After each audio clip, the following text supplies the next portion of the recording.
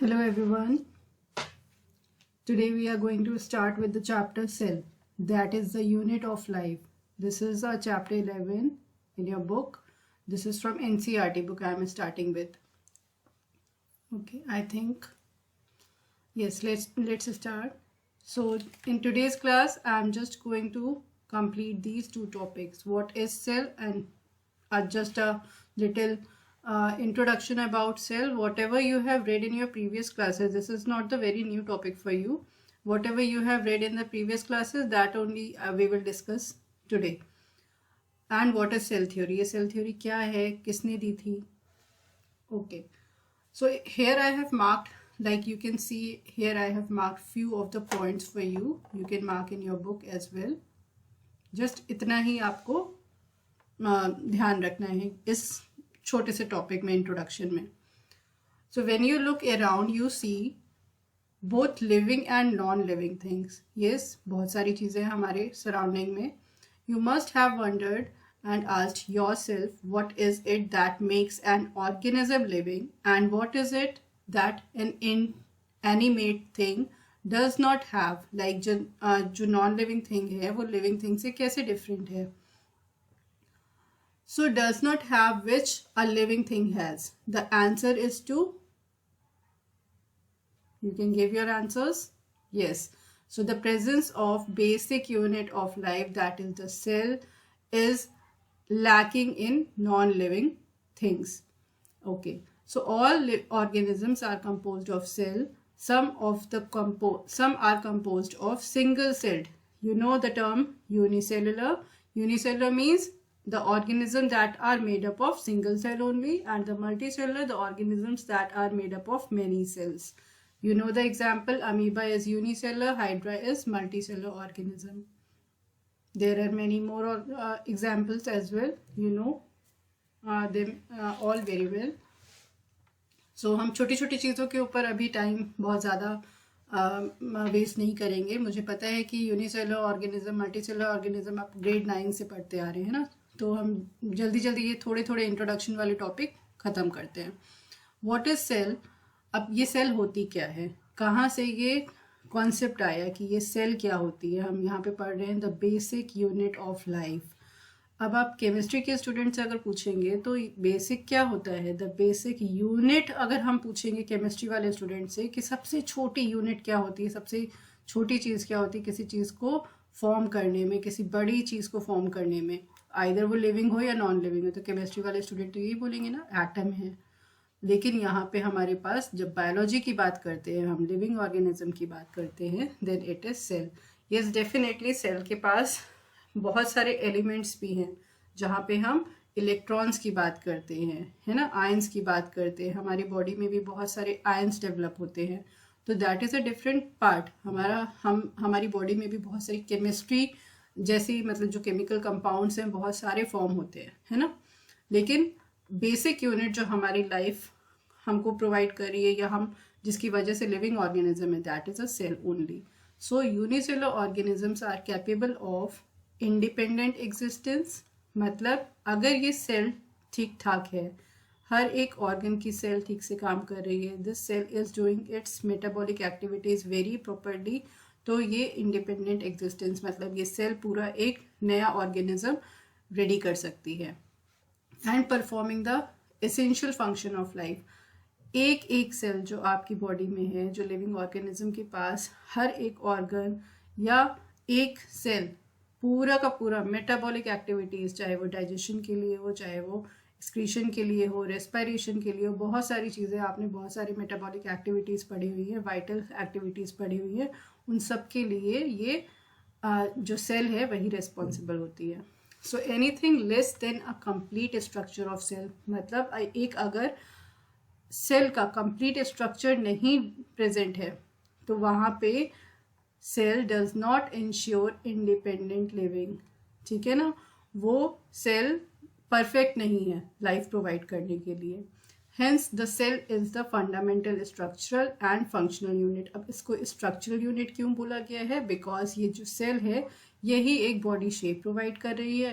And the functional unit, why it is also known as functional unit, because each and every function of our body is dependent upon different kinds of cells. Anton van Leeuwenhoek. अब हम बात करते हैं ये cell का जो term है ये कहाँ से आया, किसने बताया.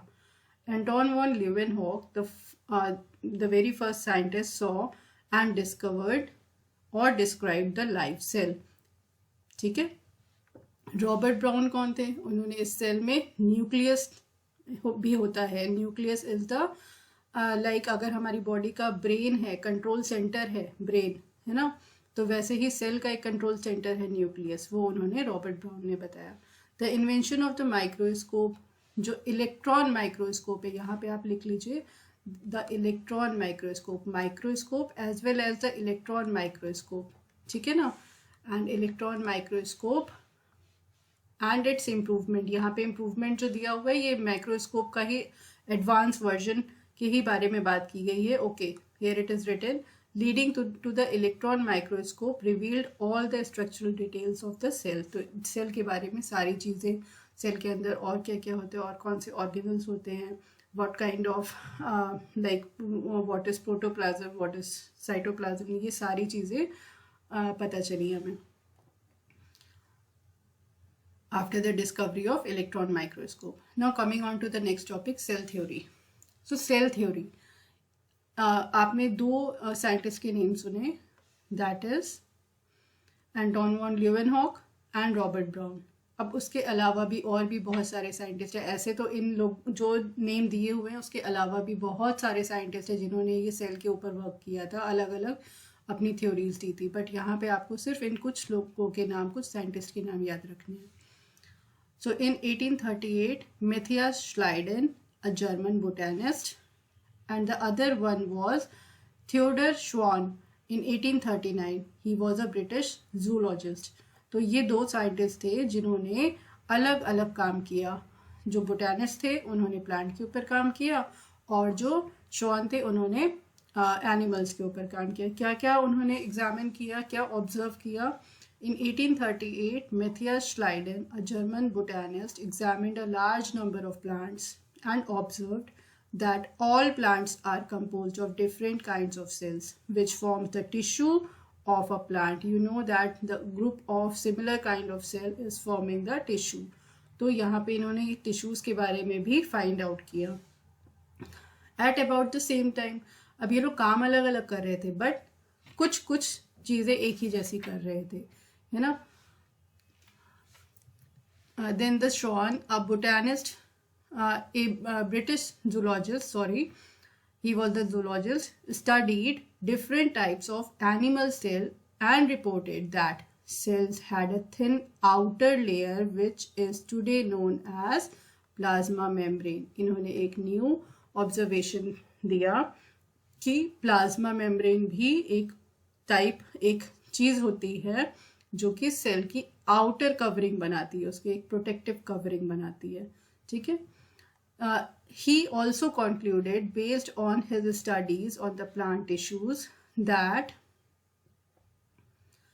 the presence of cell wall is unique character of the plant cell.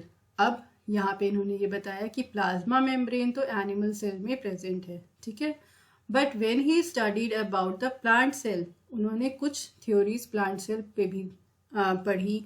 उन्होंने फिर प्लांट सेल के ऊपर भी थोड़ा सा वर्क किया, क्या ये प्लाज्मा मेम्ब्रेन प्लांट सेल में भी होती है, प्लांट टिश्यूज में भी होती है. तो उन्हें ये तो पता चला कि that plasma membrane is very common to both kind of cells, but वहाँ पे एक सेल वॉल भी होती है जो कि यूनिक कैरेक्टर है प्लांट सेल का. On the basis of this, Schwann proposed the hypothesis that the bodies of animal and plants are composed of cells and the product of cell. Okay? Next हमारे पास जो main important topic आता है अब, that is the cell theory, जिसको हमने start किया था.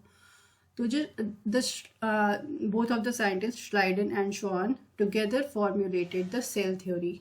अब ये सेल थ्योरी क्या होती है, इस सेल थ्योरी के पॉइंट्स क्या हैं, वो हम आगे यहाँ पे पढ़ेंगे. बट उसके बाद भी ये श्लाइडन शॉन ने जो ये सेल थ्योरी दी थी, उसके बाद भी उन्होंने कुछ पॉइंट्स नहीं बता पाए थे. वो कुछ उसके लिमिटेशंस आ गए थे सेल थ्योरी के, जिसको रेडोल्फ वर्चाओ in 1855 first explained the cell divided and new cells are formed. इन्होंने बताया कि सेल में डिवीजन होता है और उसी डिवीजन की वजह से न्यू सेल्स फॉर्म होती है, मतलब कि एक सेल अपनी ही जैसी न्यू सेल्स डेवलप कर सकती है by the process of cell division. And he said it pre existing cell, मतलब कि जो पहले से सेल जैसी हैं वैसे ही न्यू सेल अपने तरीके की सेल्स बना सकती है. And the terminology is omnis cellula e cellula. इस ओमिनस सेलुला ई सेलुला का मतलब ही है pre existing cell. Schleiden and Schwann क्या नहीं बता पाए थे? They were not able to tell about how new cells are form, जिसको कि रेडोल्फ वर्चॉव ने कंफर्म कर दिया या उन्होंने अपने पोस्टुलेट्स दिए. He modified the hypothesis Schleiden and Schwann to give the cell theory a final shape. There are some few more points. हम लोग next class में इस cell theory से फिर से एक बार start करेंगे because there are few more points I want to add into this कि Schleiden and Schwann ने और Rudolf Virchow ने ये 2 points तो complete कर दिए cell theory के. उसके अलावा भी आप अपने एग्जाम में अगर कुछ पॉइंट्स और ऐड कर देंगे then you will gain some more marks. So let's complete this topic. Cell theory as understood today. So what is the cell theory now? After the hypothesis of Rudolf Virchow as well, all living organisms are composed of cells and the product of cells. The very first theory is given by the Schleiden and Schwann. Yes. The second one, after Rudolf Virchow, the second point is added to the cell theory. All cells arise from pre-existing cell, and in the bracket also you can write the same terminology, ominous cellula, e cellula. Okay, so this is about the complete topic about the cell theory. In the next class we will start with the overview of the cell and then we will start the new topic. Okay, so take care. Bye bye.